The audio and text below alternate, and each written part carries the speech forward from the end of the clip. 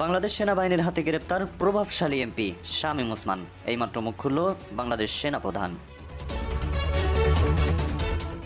অন্যদিকে সাবেক প্রধানমন্ত্রী শেখ হাসিনার নামে মামলার বন্যা বয়ে গেছে। একদিনে প্রায় 350 হত্যা মামলা দায়ের করেছে ভুক্তভোগী পরিবাররা। নারায়ণগঞ্জের প্রভাবশালী আওয়ামী লীগ নেতা ও সাবেক সংসদ সদস্য শামীম ওসমান শ্রীমঙ্গলে আত্মগোপনে রয়েছেন। আত্মগোপনে থাকা নারায়ণগঞ্জ 4 আসনের এমপি শামীম ওসমানের খোঁজ পাওয়া গেছে।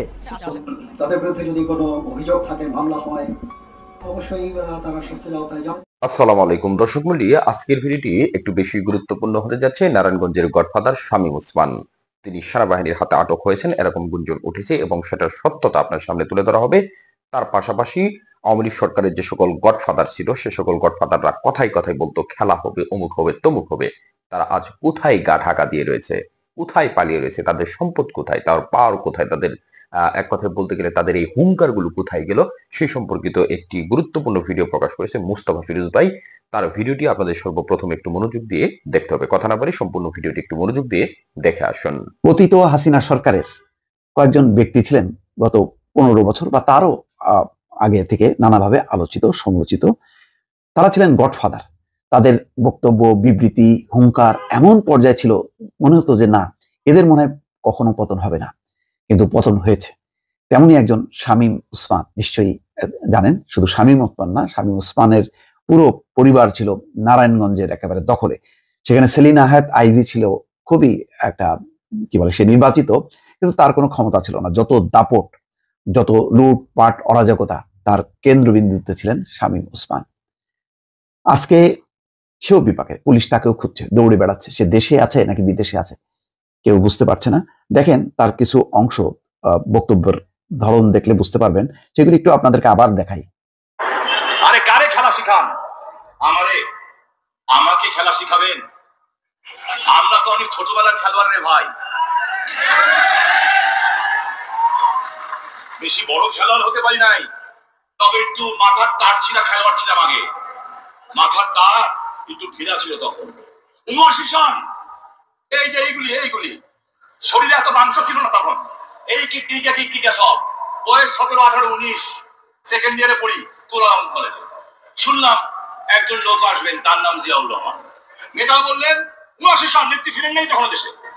1979 শেষ দিকে বলা হলো আমাদের আব্দুল রাজ্জাক ভাই আছে নাই, বললেন এই জিয়াউর রহমান হলো বঙ্গবন্ধু হত্যার নীল নকশাকারী। আমরা বললাম তাই? বললো হ্যাঁ। জিয়াউর রহমান তখন এই রোড হয় নাই, লিঙ্ক রোড ছিল না, উনি ঢাকা নারায়ণগঞ্জ পুরন রোড দিয়ে আসছেন। মৃত্যুবরণ করেছেন, মৃত্যু মানুষকে নিয়ে খারাপ কথা বলবো না। উনি আসছেন, সামনে বহর, পিছে বহর, সকল বহর নিয়ে আসছেন। 7টা ছেলে দাঁড়িয়ে গেলাম তোরম করে গেটের সামনে, 7টা ছেলে দাঁড়িয়ে গেলাম, বললাম জেনারেল জিয়া, জেনারেল জিয়া জিন্দাবাদ, জিন্দাবাদ। জিয়াউর রহমান সাহেব মনে করলেন এরা বোধহয় আমার সমর্থক, হাত বাড়ালেন হ্যান্ডশেক করার জন্য। আমরা এতই বদমাইশ ছিলাম, হাতের মধ্যে ঝুলে পড়লাম, ঝুলে পড়ে বললাম খুনিশিয়ার গদিতে আগুন জ্বালো একসাথে। দর্শক দেখলেন, এগুলি হলো অহংকার, দম্ভ এবং মিথ্যাচার। এরকম কোনো ঘটনা ঘটেছে নারায়ণগঞ্জের কেউ কখনো বলেনি। এই সমস্ত বলে শেখ হাসিনার মন জয় করা। আরো দেখেন।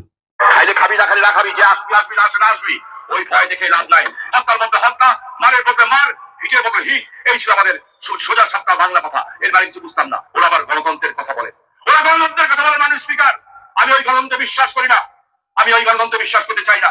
এইখানে বসা ছিলেন খালেদা জিয়া, এইখানটা বসা ছিলেন। কি অপরাধ করেছিলাম আমরা? 30 লক্ষ শহীদের রক্ত দিয়ে যারা নিয়েছিল, যারা 2 লক্ষ মামলের সম্মান নিয়েছিল, গণতন্ত্রের চর্চা ডেকে ডেকে আবার দিয়ে খাওয়াতে হবে। খাইলে খাবি, না খাইলে না খাবি, যে আসবি আসবি, না আসবে না আসবি, ওই ভয় দেখে লাভ নাই। এইবার 75 সন হবে না, এইবার হয়তো প্রধানমন্ত্রীর কথাও শুনবো না। পরিষ্কার ভাবে বলতে চাই, এইবার প্রধানমন্ত্রীর কথাও শুনবো না। কারণ এইবার আমরা যারা এখানে সংসদ সদস্য আছি, আওয়ামী লীগের নেতাকর্মীরা আছি, এইবার ইনশাল্লাহ বাংলাদেশকে বাঁচানোর জন্য, নেত্রীকে বাঁচানোর জন্য মাথায় কাফনের কাপড় পরে মৃত্যুর সাথে অ্যাপয়েন্টমেন্ট নিয়ে রাস্তায় নামবো। মৃত্যুর সাথে অ্যাপয়েন্টমেন্ট মানুষ স্বীকার, ওদেরকে এটা বুঝতে হবে।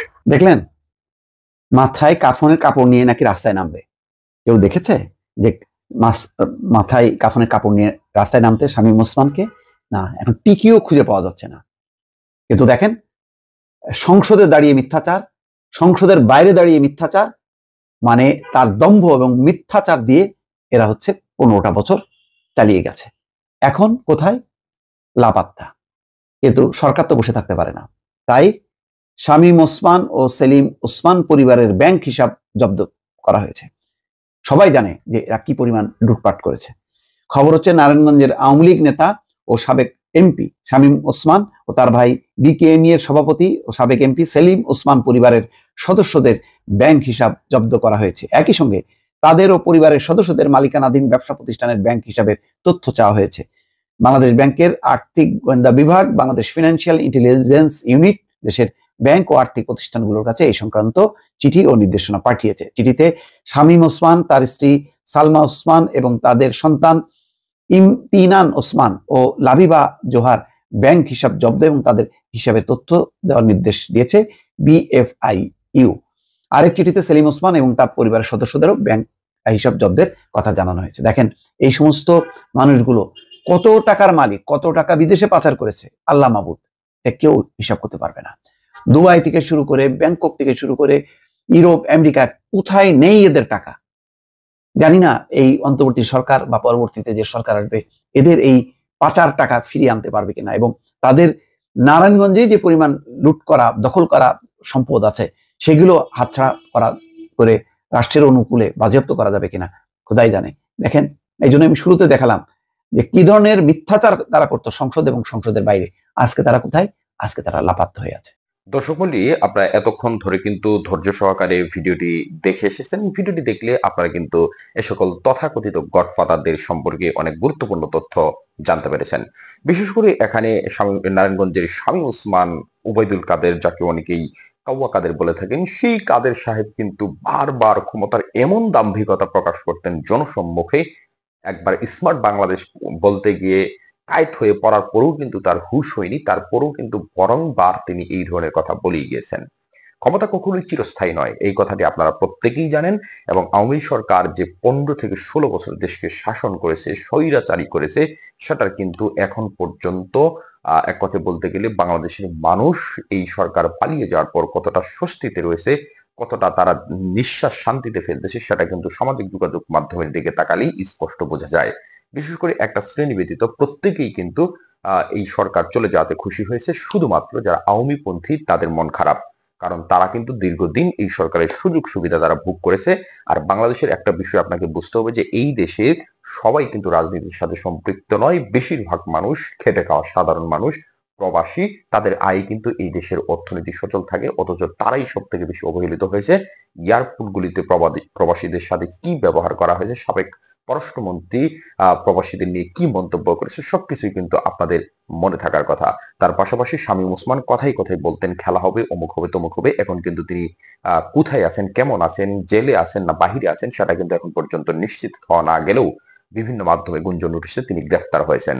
এবং এক এক করে কিন্তু আওয়ামী লীগের অনেক হেভিওয়েট নেতা, মন্ত্রী, এমপি প্রত্যেকেই কিন্তু আইনের জালে ধরা পড়ছেন। ডিবি অফিসে যাদেরকে নিয়ে কিছুদিন আগেও বৈষম্যবিরোধী ছাত্র আন্দোলনের নেতাদেরকে নিয়ে সেখানে জোরপূর্বক বিবৃতি আদায় করা হয়েছিল, সেখানে কিন্তু এখন আওয়ামী নেতাদের নিয়ে যাওয়া হচ্ছে। আইনমন্ত্রী আনিসুল হক এবং সালমান এফ রহমানের মতো নেতাদেরকে নিয়ে সেখানে প্যাদানি দেওয়া হচ্ছে, অথচ তাদের পক্ষে একটা আইনজীবী পর্যন্ত দাঁড়াচ্ছে না।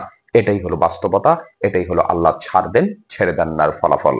দর্শক মণ্ডলী, এই বিষয়গুলোতে বিশেষ করে যে তথ্যগুলো আপনাদের সামনে তুলে ধরা হয়েছে এবং আপনাদের মন্তব্যকে বিশেষ করে শামীম ওসমান, ওবায়দুল কাদের থেকে শুরু করে আওয়ামী লীগের যে সকল নেতারা কথাই কথায় দাম্ভিকতা দেখাতেন, ক্ষমতার বড়াই দেখাতেন, তাদেরকে ক্ষমতা নামানোর মতো কেউ নেই। ঈদের পর আন্দোলন করবে, বিএনপিকে নিয়ে, জামাতকে নিয়ে তুচ্ছ তাচ্ছিল্য করতেন, তাদেরকে রাস্তায় নামলেই গুলি করার অর্ডার দিতেন এবং গুলি করতেন। শত শত ছাত্রছাত্রীকে তারা গুলি করে হত্যা করেছে বৈষম্যবিরোধী ছাত্র আন্দোলনের সময়।